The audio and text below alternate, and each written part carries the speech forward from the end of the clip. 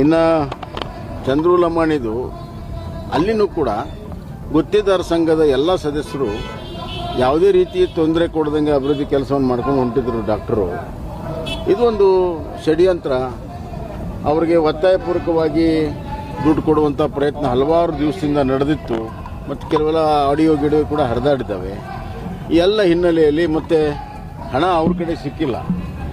ಅದು ದವಾಖಾನೆಯಲ್ಲಿ ಎಲ್ಲ ಥರ ಜನನೂ ಬರ್ತಾರೆ. ಹೀಗಾಗಿ ಅದರಲ್ಲಿ ಯಾವುದೂ ಸ್ಪಷ್ಟತೆ ಇಲ್ಲ. ಈಗ ಲೋಕಾಯುಕ್ತವರು ಕೇಸ್ ಹಾಕಿದ್ದಾರೆ, ಅದು ತನಿಖೆ ಆಗ್ತದೆ. ತನಿಖೆ ಆದಮೇಲೆ ಸತ್ಯ ಹೊರಗೆ ಬರಲಿ. ಆದರೆ ಷಡ್ಯಂತ್ರ ಮಾಡಿರುವಂಥದ್ದು ಮೇಲ್ನೋಟಕ್ಕೆ ಭಾಳ ಸ್ಪಷ್ಟ ಆಗ್ತಾಯಿದೆ.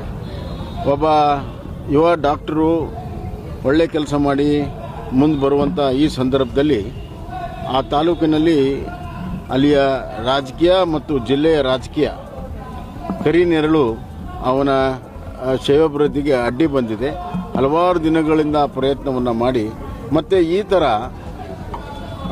ಲಂಚ ಕೊಡುವ ಒತ್ತಾಯವನ್ನು ಮಾಡುವುದು ಕೂಡ ಕಾನೂನಿನ ಅಡಿಯಲ್ಲಿ ತಪ್ಪು.